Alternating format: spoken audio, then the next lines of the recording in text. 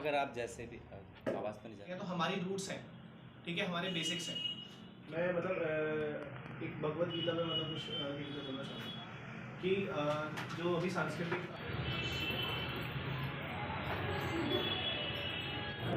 नमस्कार दोस्तों, मैं हूं गोपाल राजपूत। मेरी दिल्ली मेरी शान की खास मुलाकात है। मैं आज आपकी मुलाकात कराने जा रहा हूं अमन राठौर जी से, जो कि आशीर्वचनम केयर चाइल्ड फाउंडेशन के संस्थापक हैं।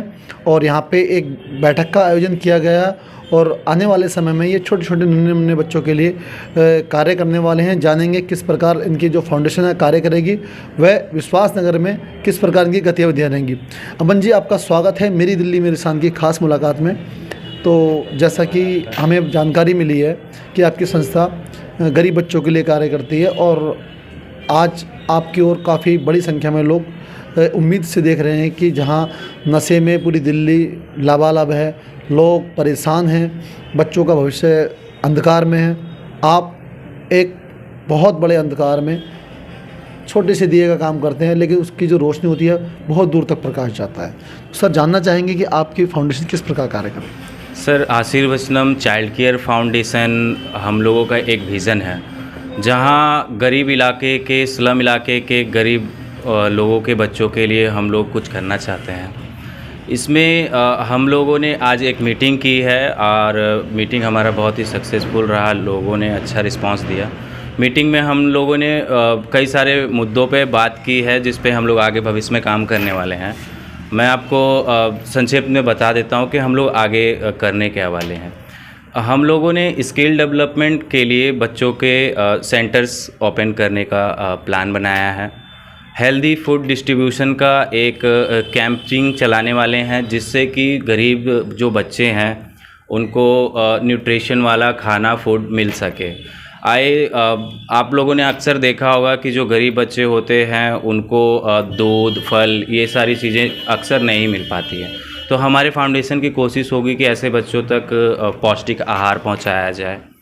साथ ही अभी आप लोगों ने देखा होगा कि हमारे जो कल्चर है, जो भारतीय संस्कृति है, इस पे गरीब जो इलाके के लोग होते हैं काफ़ी अवेयर नहीं होते हैं, जो कि संस्कार जिसे बोल सकते हैं। संस्कार वो अपने बच्चों को, क्योंकि वो लोग अपने लाइफ में खुद इतना ज़्यादा बिजी होते हैं कि बता नहीं पाते हैं अपने बच्चों को कि हाँ, हमारे पूर्वज ऐसे थे या फिर हमारे देश की कल्चर ऐसे, तो ये सारी चीज़ें नहीं बता पाते। उसके लिए हम लोगों ने एक सांस्कृतिक केंद्र का स्थापना करने के लिए बात की है, और साथ ही नशा मुक्ति केंद्र के लिए भी, क्योंकि आज छोटे छोटे बच्चे जिस तरह से अलग अलग प्रकार के नशा कर रहे हैं और नशे में जो लिप्त हैं, ये कहीं ना कहीं हमारे देश के लिए एक बहुत बड़ा खतरा है। तो इन सब चीज़ों पे हमने बात की है, और बच्चों को हम समय समय पर गुड्स डिस्ट्रीब्यूशन। जमुना पार में कहाँ पे आप अपने कैंप चला रहे हैं?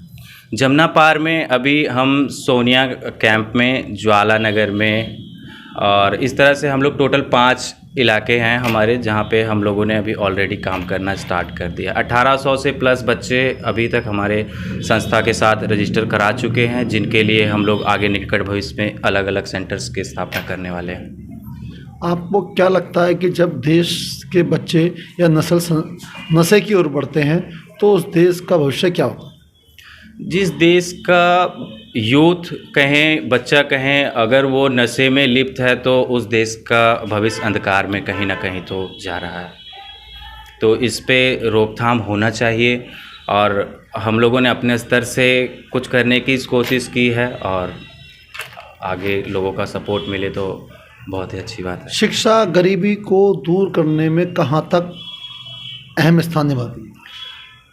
शिक्षा ही एकमात्र ऐसा औजार है जिससे गरीबी और हर तरह की जो समस्याएं डे टू डे लाइफ में लोग फेस करते हैं, उसको दूर करने में सक्षम है। उसके अलावा किसी चीज़ में इतनी पावर शक्ति नहीं है कि वो गरीबी या फिर किसी के लाइफ को आगे बढ़ा सके। तो शिक्षा मेरे हिसाब से बहुत ज़रूरी चीज़ है।